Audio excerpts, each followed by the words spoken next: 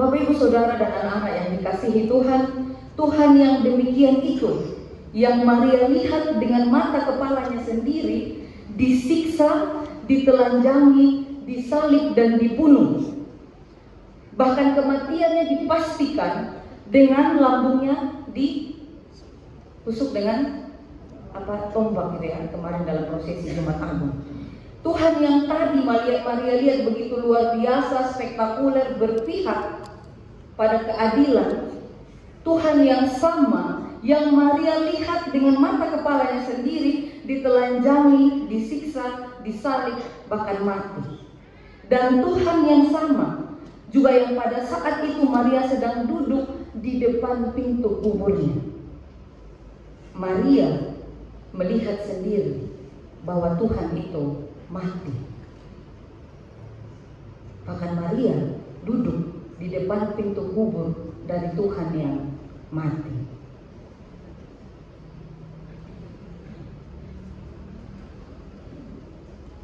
Bapak Ibu dan Saudara yang dikasihi Tuhan, berapa kali saya atau Bapak Ibu kita duduk di depan makam dari kuburan harapan kita, dari ekspektasi yang kita kubur, dari perencanaan yang kita kubur, dari cita-cita yang kita kubur, dari gambaran perencanaan masa depan yang kita kubur.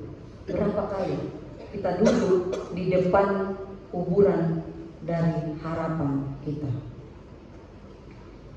Kita lihat di ayat yang kita pindah ke bacaan kita hari ini, mengenai berapa kali Bapak Ibu pernah atau tidak pernah. Kalau pernah, berapa kali duduk di depan pintu kuburan dari harapan yang Bapak Ibu kubur. Bapak Ibu Saudara, silakan jawab di dalam hati. Sudah gereja sudah memberikan ruang untuk direfleksikan kemarin di saat Sabtu Sunyi. Kita melangkah di Yohanes 20 ayat 1 sampai 8. Maria Magdalena, dia menjadi murid perempuan yang kalut sekaligus penasaran. Saya sengaja mereview peristiwa kemarin ketika jasad itu dibawa dan dimakamkan, lalu Maria melihat dan seterusnya dengan berbagai perasaan yang telah kita coba dalami tadi. Dan saya menyimpulkan Bapak Ibu juga boleh menyimpulkan sendiri. Saya menyimpulkan bahwa Maria pada titik ini dia sedang menjadi murid perempuan yang kalut sekaligus penasaran dan berani. Pada hari Sabat bagi orang Yahudi dia dimulai dari matahari terbenam hari ini hingga matahari terbenam esok hari. Jadi kalau dikatakan Maria pagi-pagi benar ketika hari masih gelap dia sudah pergi ke sana, berarti perhitungannya kalau hari baru itu kan setelah matahari terbenam. Nah, tinggal kita hitung berapa jauh perjalanan, kira-kira jam berapa Maria start untuk pergi ke kubur Yesus. Kalau pagi-pagi benar hari masih gelap itu biasa jam berapa sekarang ini Bapak Ibu? Jam 4. Jam 4 ya? Ya. Kemarin saya ke gereja jam 4:30, belum buka pintu, masih gelap. Jam 4:30 juga lumayan Pak. Tapi mungkin yang gelap betul itu jam 4. Jadi mungkin Maria dari jam 2 atau jam 3 pagi dia sudah berjalan. Padahal Bapak Ibu, kota pada waktu itu sedang tidak aman. Ada satu penjahat besar yang kemarin kita baca dibilang sebagai penyesat, dia baru dihukum sebagai tahanan politik dengan hukuman yang paling keji, berarti kejahatan luar biasa. Kota sementara tidak aman-aman saja, karena bahkan para pemimpin agama Yahudi juga meminta untuk kuburan itu dijaga. Berarti kondisi yang tidak kondusif ini. Tetapi si Maria, perempuan yang sedang kalut itu, dengan penuh rasa penasaran, ingin melihat apa janji Tuhan atas yang pernah Tuhan janjikan kepadanya. Dia berani berjalan di dalam gelap itu dan pergi ke kubur.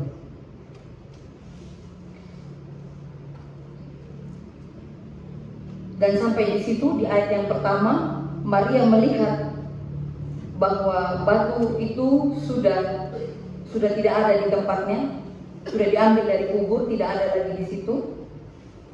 Di ayat yang pertama Maria melihat. Kemudian di ayat yang kedua Maria menyampaikan kepada para murid sebuah post truth gitu ya. Tuhan diambil orang dari kuburnya dan tidak tahu di mana ia diletakkan. Kapan Maria melihat Tuhan diambil orang? Kan Maria datang pagi-pagi benar ketika hari itu masih gelap. Tapi Maria berkesimpulan di ayat yang kedua bahwa Tuhan telah diambil orang dari kuburnya. Dan Maria merasa dan mengatakan bahwa Maria tidak tahu dan kami tidak tahu di mana ia diletakkan. Maria begitu yakin, Bapak Ibu. Ini alasan saya mengatakan bahwa Maria kalut. Kalau kita, Maria itu percaya, dia pergi karena percaya. Kalau dia pergi karena percaya, tidak mungkin kesimpulannya Tuhan diambil orang. Alkitab itu selalu punya makna. Bahkan ketika ada tokoh yang bernama Samuel, Syamael, Allah yang mendengarkan, semua yang ada di dalam kitab suci ini, Bapak Ibu, itu punya makna, punya arti, punya tanda ketika kita baca. Ada tanda di ayat yang pertama, masih gelap. Saya sengaja mereview refleksi kita di Sabtu Sunni kemarin untuk melihat betapa kalut dan betapa gelapnya seorang yang sedang duduk di depan kubur dari harapan yang harus dipendam. Jadi ketika dikatakan Maria berjalan masih gelap, bisa saja itu menggambarkan pikiran Maria yang juga gelap, penuh dengan kekalutan. Seseorang yang luar biasa itu mati dan dia sedang duduk di depan kubur. Ini bukan karena cerita orang. Dia melihat sendiri Tuhan mati dan dia melihat sendiri dan dia duduk di depan kubur. Dengan pikiran yang penuh itu Maria berjalan dengan seluruh perasaan, bahkan nanti dikatakan dia menangis. Lalu ketika sampai di kubur, ini menunjukkan bahwa itu langkah bukan langkah percaya yang total, yang kalau kita bilang kalau menjadi pengikut Tuhan itu nggak pernah goyang, itu tidak, itu bukan tipe Maria. Maria percaya pasti, tetapi percaya itu berjalan bersama dengan sebuah tanda tanya iman yang besar. Makanya dalam ilmu teologi selalu dikatakan orang percaya itu dia selalu berjalan di dalam tanda tanya yang besar. Dia berdialog gitu, iman yang terus berdialog. Dan itu ditunjukkan sekali lagi ketika Maria mengatakan Tuhan telah diambil orang. Bapak Ibu, saya pikir sekarang ini banyak sekali ya stigma buat perempuan ya. Pokoknya kalau ibu-ibu itu tukang gosip. Bahkan Ibu Ratna Sarumpait dipenjarakan karena hoax gitu ya. Nah, saya waktu baca ini, jangan-jangan ini dimulai dari peristiwa di abad-abad pertama ya, atau di masa-masa Yesus ya. Ini lihat saja, Maria ini nggak pernah melihat ada orang yang mengambil, tapi Maria beraninya berlari mendapatkan Simon Petrus dan murid yang dikasihi Yesus dan pergi kepada mereka lalu mengatakan Tuhan telah diambil orang. Apa ini yang juga menjadi dasar ibu-ibu tuh sering dibilang suka gosip, nama-nama bumbu. Yang Maria lihat itu pintunya terbuka. Maria gak pernah lihat siapa yang pergi mengambil mayat itu. Tapi Maria berani dengan yakin bersaksi kepada Simon Petrus dan murid yang dikasihi bahwa Tuhan itu telah diambil orang. Ini gosip yang luar biasa. Dicatat di dalam Alkitab. Bukan gosip apa sih? Tadi saya bilang postur. Jadi melebihkan sesuatu. Betul ada kubur yang terbuka, tapi ada tambahan informasi yang ditambah-tambah yang merupakan asumsi bahwa dia diambil oleh orang.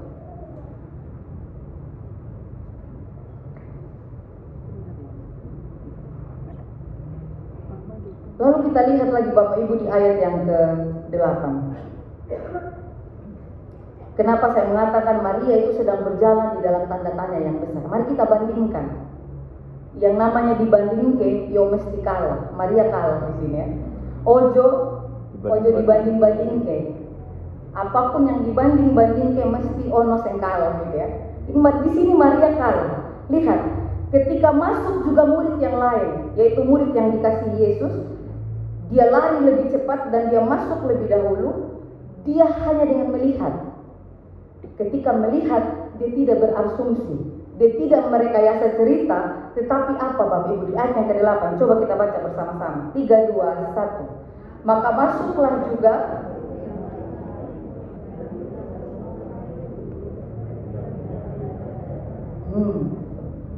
dan ia melihatnya dan percaya. Sebab selama itu mereka belum mengerti isi kitab suci yang mengatakan bahwa ia harus bangkit. Ada orang lain selain Maria yang datang ke kubur itu hanya dengan melihat murid yang dikasih Yesus, dia langsung percaya. Ini adalah bukti kedua bahwa memang Maria sedang berjalan di dalam kegelapannya sendiri, kekalutannya sendiri, di dalam sebuah tanda tanya iman yang besar. Mungkin terlalu menghakimi Maria ketika dibilang tidak percaya. Tetapi itulah perjalanan hidup kita manusia, Bapak Ibu. Kita berjalan dalam ketegangan-ketegangan. Karena kita terbatas dalam ruang dan waktu. Setelah kita melewatinya, oh iya ya, memang aku harus meninggalkan kampung halamanku dan datang di Lampung. Oke, aku baru mengerti sekarang. Wah, kalau dulu aku melawan gimana ya atas panggilan Tuhan. Kita terbatas dalam ruang dan waktu. Dalam keterbatasan itu kita akan mengalami ketegangan antara diri kita sendiri, pikiran kita sendiri, si isu yang beredar di masyarakat yang Maria lihat pada waktu itu, fakta yang mengerikan yang Maria lihat, dengan ingatan-ingatan yang sudah pernah Tuhan taruh dalam pikirannya. Itu semua mengalami ketegangan yang membuat Maria tidak sama seperti murid yang dikasihi. Dia juga datang, tetapi dia menciptakan sebuah berita sendiri. Dia tidak langsung percaya. Itu bukti yang kedua bahwa Maria, dia sedang berjalan di dalam tanda tanya yang besar mengenai Tuhan. Lalu kita lihat lagi di ayat yang ke-13, Bapak Ibu. Ayat 11 dulu ya, kita lihat perasaannya Maria. Ayat 10, waktu si murid yang dikasihi dan Petrus itu pulang, ayat 11 mengatakan Maria berdiri di dekat kubur. Jadi jangan salah sangka sama Maria. Dia bukan orang sembarangan bukan sembarangan orang gitu ya. Bukan orang yang sembarangan tegang-tegangan dengan percaya, dengan menunggu janji, dengan syok akibat fakta. Dia bukan seperti itu. Makanya tadi di awal saya katakan dia kalut, tetapi dia juga penuh dengan rasa penasaran terhadap janji Tuhan. Ketika para murid itu pulang, Maria memilih untuk tetap berdiri. Dia nggak menyerah. Walaupun tadi sudah sempat memberitakan kabar yang seperti itu, dia tetap berdiri di dekat kubur itu dan dia menangis. Dia terus bergumul, dia tidak berhenti dalam pergumulan. Ketika dia harus duduk di depan kubur dari harapan yang dia kuburkan, dia tidak berhenti di situ. Dia terus bergulat dengan dirinya sendiri, terus mencari Allah dalam pergumulannya, sambil menangis. Gak apa-apa menangis, gak apa-apa. Maria menangis. Dia menangis, tapi sambil melakukan sesuatu, Bapak Ibu. Ini sudah terlalu berat untuknya. Akhirnya menangis tidak menyelesaikan masalah, tetapi Maria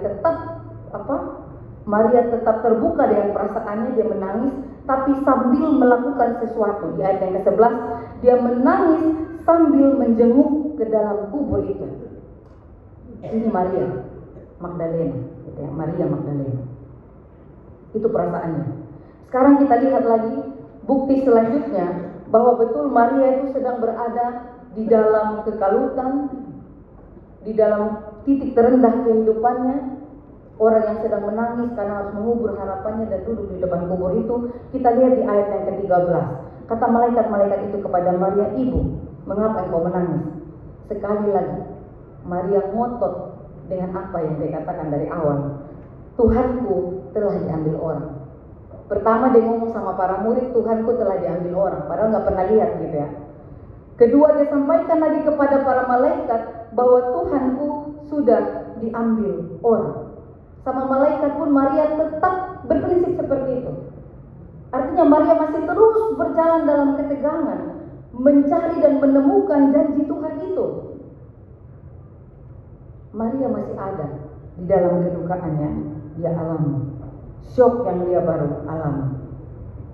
Dan ketika dia baru habis menyampaikan opininya, pendapatnya, pikirannya tentang Tuhan Yesus yang tidak ada di kubur itu, tiba-tiba dia menoleh ke belakang dan melihat Tuhan Yesus sendiri berdiri di situ. Tetapi ia tidak tahu bahwa itu adalah Yesus. Ini bukti yang ketiga, perhatikan Bapak Ibu. Kata Yesus kepada dia, "Ibu, mengapa engkau menangis? Siapakah yang engkau cari?" Tuhan Yesus bertanya. Maria menyangka orang itu adalah penunggu taman. Lalu dia berkata kepada Tuhan Yesus, Tuhan, jikalau Tuhan yang mengambil dia, katakanlah kepadaku di mana Tuhan meletakkan dia supaya aku dapat mengambil. Ini Maria keterlaluan, Bapak Ibu. Sama para murid dia sudah bersaksi opininya dia. Sama para malaikat dia yakin betul bahwa apa yang dipikirkan benar. Sekarang sama Yesus sendiri dia tuduh bahwa Yesuslah yang mencuri atau mengambil. Jadi saya ingat waktu saya nonton YouTube, ada orang tua, orang di luar gitu ya. Apa yang menjadi resep supaya rumah tangga Anda awet sampai tua? Terus mengalah dan mengalah kepada istri. Karena perempuan kalau sudah berasumsi, dia akan yakin pokoknya, kamu pokoknya aku lihat tadi, pokoknya gitu kan. Dan dia akan ngotot. Lihat Maria ini, Yesus saja dia tuduh kamu yang ambil. Bahkan Yesus sendiri pun Bapak Ibu, pikiran yang ngotot itu sampai nggak mampu membuat dia jernih dalam melihat. Sampai Yesus sendiri pun dia tuduh sebagai pencuri mayat Yesus sendiri. Betapa ngototnya perempuan. Dan ini tercatat di dalam Alkitab. Wih. Wah, ada yang curhat ini. Ibu, mana ibu? Jangan dimasukkan ke hati ya, Bu. Ini pasti Bapak hanya supaya kita cair suasananya gitu ya. Ya.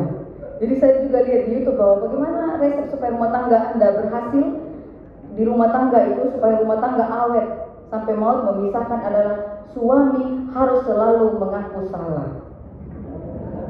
Kalau udah bilang pokoknya ya wes benar, maaf. Selesai. Itu rukun sampai maut yang memisahkan. Ini bukan di Indonesia yang wawancara itu untuk rumah tangga di luar. Dan memang Alkitab mencatat, berani bilang sama murid, sama malaikat bilang gitu sama Yesus, kamu ya yang ambil. Yesus sendiri Maria sampai segitunya.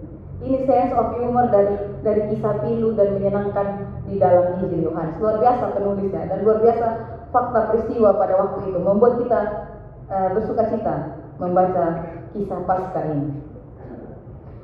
Bapak Ibu dan Saudara yang dikasihi Tuhan, kita bersyukur kita punya Tuhan yang menciptakan kita dan tahu kita dengan segala kelemahan. Ketika mata Maria sudah tertutup, kalau Bapak Ibu pernah menangis ya, kadang waktu kita lihat orang itu agak-agak kabur dari air mata. Ketika mata Maria sudah kabur, dia tidak mampu lagi mengenal apapun dan siapapun, bahkan fakta pun sudah nggak mampu dia lihat. Dia sudah tinggal hidup dalam pikirannya sendiri bahwa Tuhanku diambil orang. Persis seperti isu yang sedang berkembang di sekitar kehidupan mereka pada waktu itu. Tuhan tahu cara mendekati Maria. Ketika mata itu tertutup, Tuhan datang melalui apa Bapak Ibu? Syama, pendengaran. Makanya bagi orang Yahudi sampai hari ini, Syama Israel itu sebuah kata yang luar biasa. Kita menerjemahkan bukan terlalu sempit. Bahasa itu adalah budaya. Ketika kita bilang Syama itu mendengar, maka dalam pikiran kita Syama itu hanya mendengar. Bukan itu. Syama itu kalau dalam bahasa Sumba ada padanan kata renge gitu. Renge itu artinya dengar yang berarti lakukan ya. Gitu. Ketika mata kita di depan kubur dari yang tadi saya bilang sudah ada berapa kali atau adakah di antara kita yang pernah mengubur harapannya. Ketika mata kita sudah tertutup dan tidak mampu lagi melihat segala sesuatu, Tuhan datang melalui pendengaran kita. Melalui ingatan kita bahwa benar Tuhan menyapa kita, Maria. Dan belum pernah ada orang lain yang menyapa Maria dengan cara yang seperti itu. Maria tahu dalam hatinya satu-satunya orang di muka bumi ini yang pernah memanggil saya dengan dialek tertentu gitu ya, Maria, itu hanya Yesus. Sehingga Bapak Ibu kita lihat di ayat yang ke-16 dikatakan dia dengar dulu Maria. Lalu sebelum dia melihat, sementara berpaling saja dia sudah bilang guru, rabuni, dia tahu.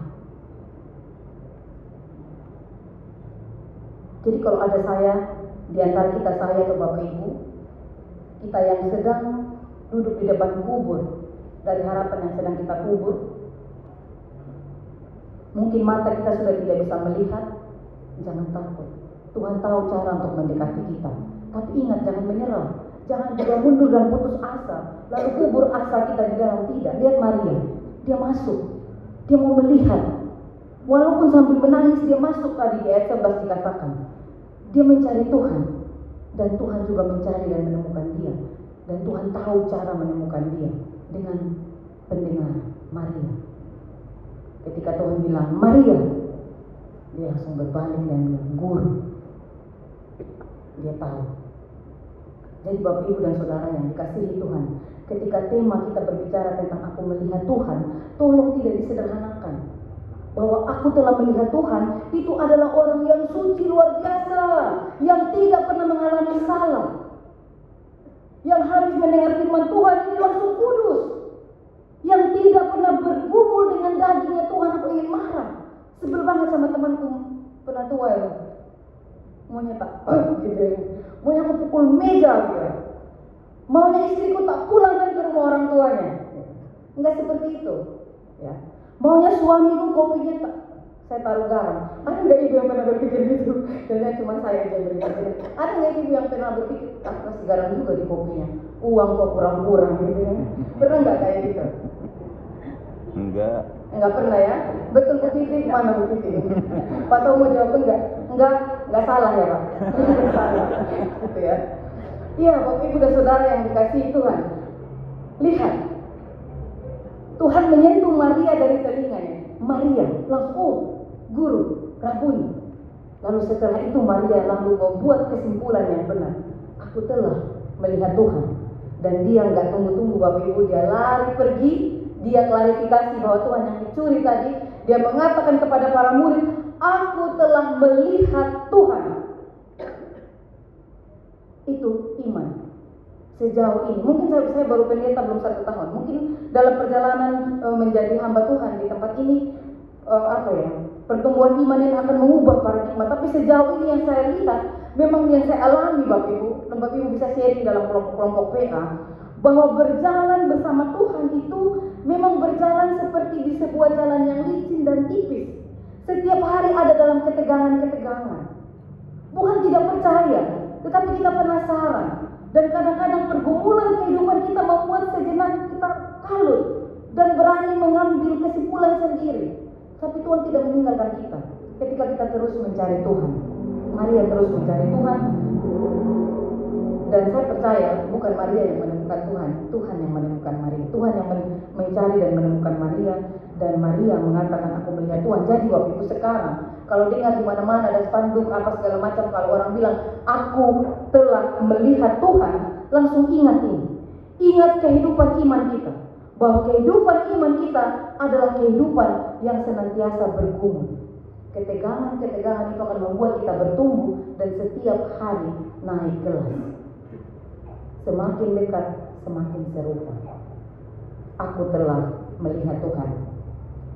Akhirnya pada abad yang ketiga, lalu di abad yang ke-13, para bapak gereja termasuk Thomas Aquinas, mereka sangat menghargai kisah ini. Dan ini bukan untuk kita praktekkan di sini, tapi saya ingin mari kita lihat ini. Karena ini sangat relevan dengan besok hari raya Kartini gitu.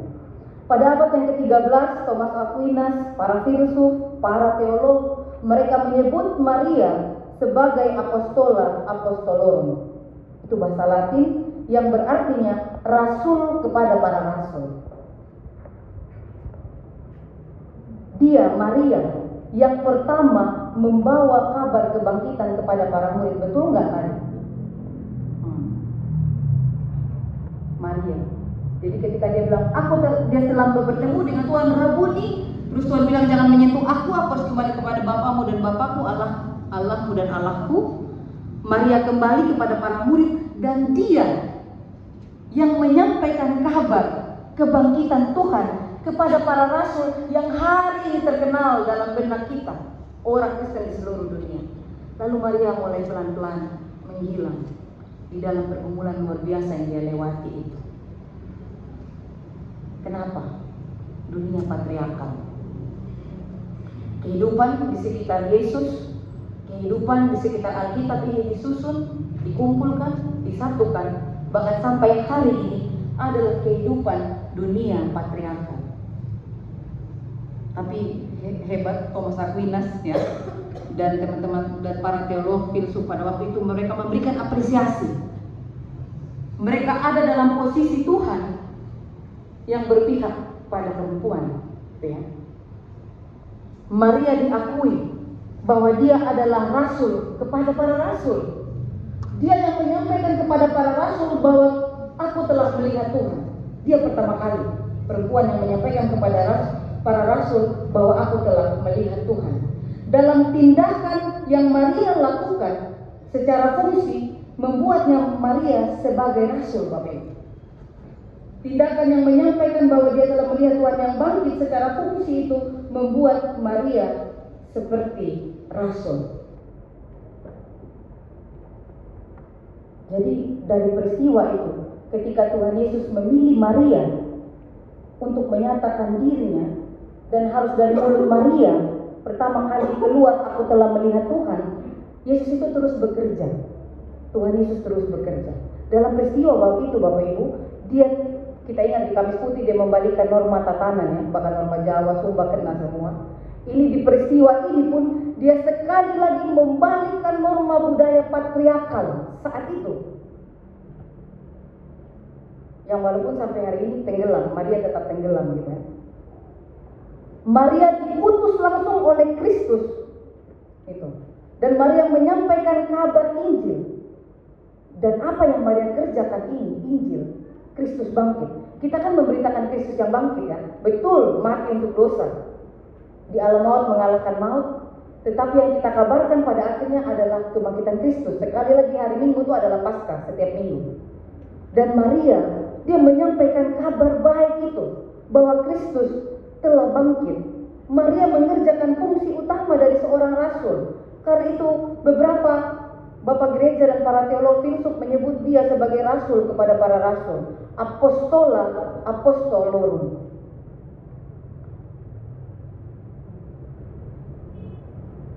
Besok tanggal 21 Hari Raya Kartini, sudah banyak mbak-mbak gitu ya, ibu-ibu cantik semua udah pakai kebaya gitu dan seterusnya. Karena juga mau mengingat di tengah dunia yang patriarkal ini ada tokoh perempuan. Hari ini kalau kita tanya siapa tokoh pendidikan, siapa Bapak Ibu? Siapa yang Bapak Ibu sebut? Ya, Raja Dewantara. Tapi tahu nggak apa yang diperjuangkan oleh Raden Ajeng Kartini itu? Habis gelap. Ya? Habis gelap terbit terang. Habis gelap itu maksud itu apa alasan ngomong kayak gitu Pak? Nah, itu Pada Ajeng Kartini. Ya? Ya, kenapa ada apa dengan sekolah?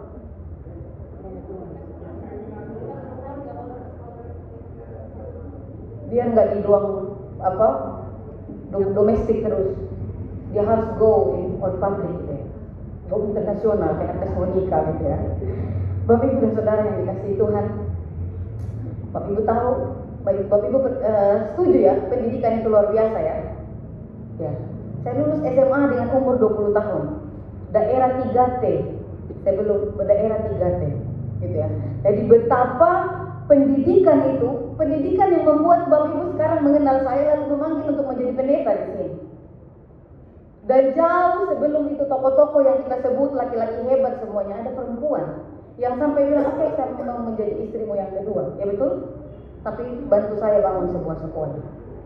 Secara tubuh dia dikekang, tetapi secara pikiran dia bebas. Dia membaca banyak buku dan dia bersurat dengan teman-temannya di luar. Begitu merdeka di dalam pikiran.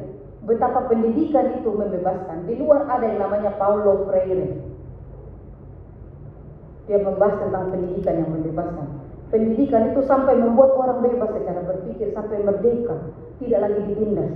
Kalau hanya sekolah kerja ijazah, dari sekolah sampai lulus pikirannya gitu-gitu aja. Kenapa sekolah ya? Nanti orang tua aku malu kalau nggak sarjana. Nah itu pendidikan yang nggak membebaskan. Gitu. Nah itu Kartini gitu ya. Dia juga luar biasa, dia ada di Indonesia. Dan saya sebenarnya Bapak Ibu, sebenarnya pakaian orang Jawa itu dikritisi loh. Itu sebenarnya konstruksi tentang perempuan itu dibentuk bahwa rohmu harus sopan, bajumu tuh agak-agak sedikit sensual gitu ya. Supaya kamu tidak bergerak seperti laki-laki bergerak. Itu skripsi saya. Ada Mariana Katoko yang mengkritisi itu. Berbicara tentang keperawanan bukan berbicara tentang selaput darah, tetapi tentang bagaimana perempuan tetap berotoritas. Itu keperawanan yang sejati. Gitu ya. Jadi dia mengkritisi mengenai berpakaian yang membuat orang jadi sulit dan membatasi perempuan. Nah hari ini, kenapa setiap kali Kartini kita menggunakan itu? Karena itu simbol yang paling bisa kita ambil, ya. Bukan kita menyetujui bahwa perempuan harus dibatasi bahkan dengan pakaian, bukan. Tapi itu menurut saya menghayati, oh iya ya, itu cara sederhana untuk mengingat bahwa kita juga pernah ada Kartini di Indonesia, seorang tokoh perempuan yang betul-betul juga menjadi korban dari budaya patriarkal. Dan bersyukur Protestan tidak ya, perempuan boleh menjadi pendeta. Itu Bapak Ibu dan Saudara yang dikasihi Tuhan. Tadi Maria di Sabtu Sunyi adalah perempuan yang duduk di depan kubur dari harapan yang sedang dia kubur tentang Tuhan dan guru itu. Kemudian ketika pintu itu terbuka, Maria masuk dengan menangis dan Maria menemukan, aku telah melihat Tuhan.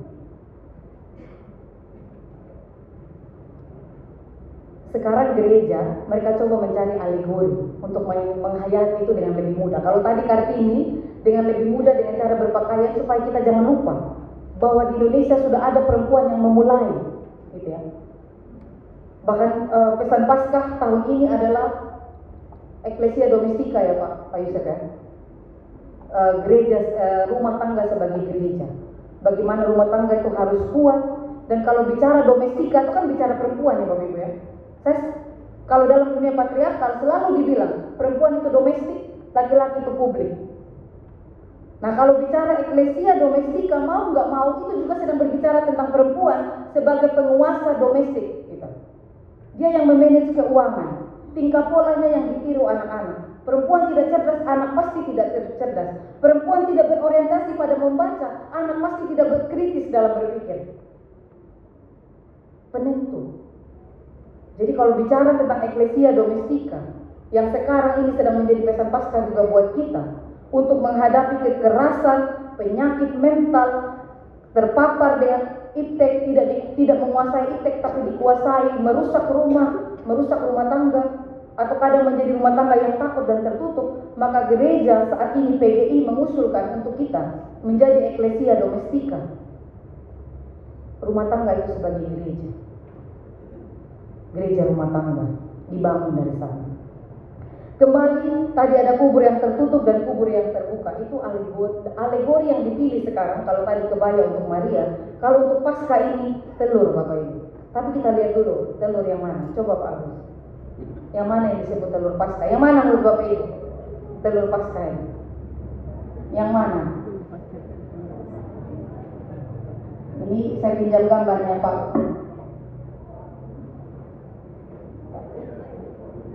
Pak Wijo, saya punya gambarnya Pak Wijo. Telur yang mana telur Paskah Pak Wijo? Yang paling besar.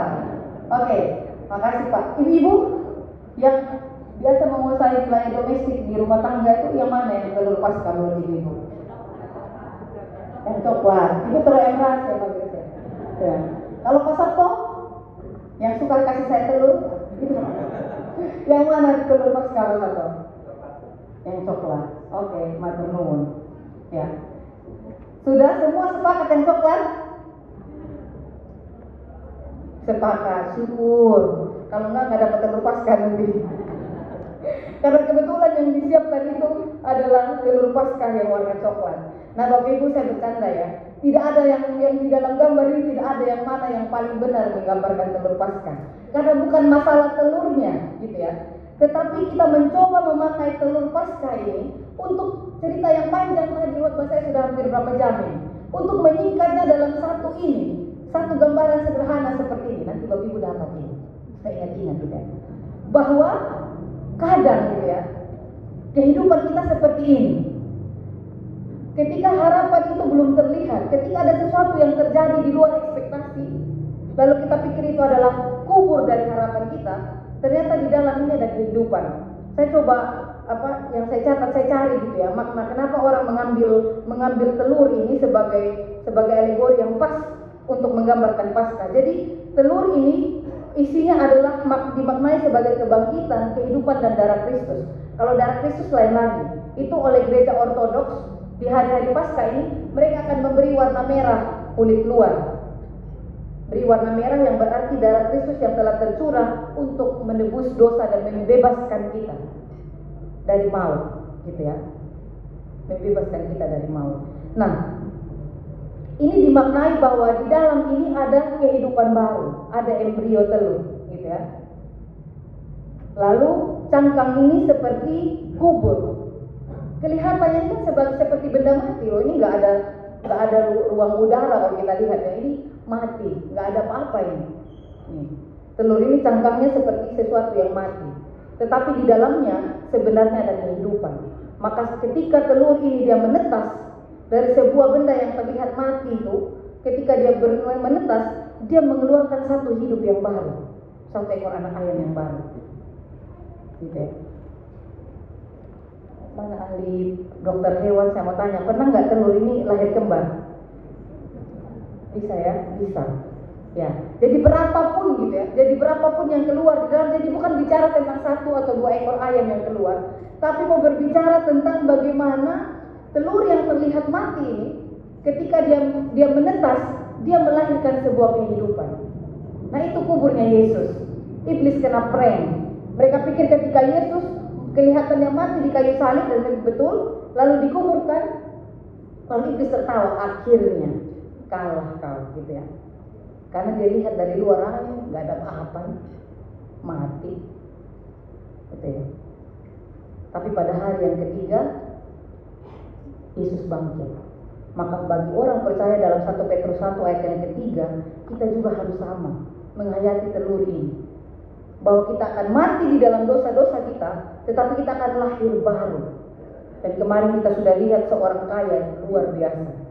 Dia mengambil jasad Tuhan Yesus, dia taruh di dalam kuburnya yang terbaik, lahir baru, Bapak Ibu. Dan nanti telur Paskah ini akan dibagikan setelah ibadah. Sudah clear mengenai telur Paskah? Tidak ada dalam Alkitab ya, nggak usah dicari. Ini sesuatu yang memang disengaja diambil untuk memudahkan kita mengingat makna dari Paskah. Ya, Bapak Ibu, selamat Paskah tahun 2025. Bapak Ibu, Saudara dan anak-anak yang dikasihi Tuhan, Tuhan Yesus memberkati. Amin untuk firman Tuhan. Amin. Saat teduh untuk kita.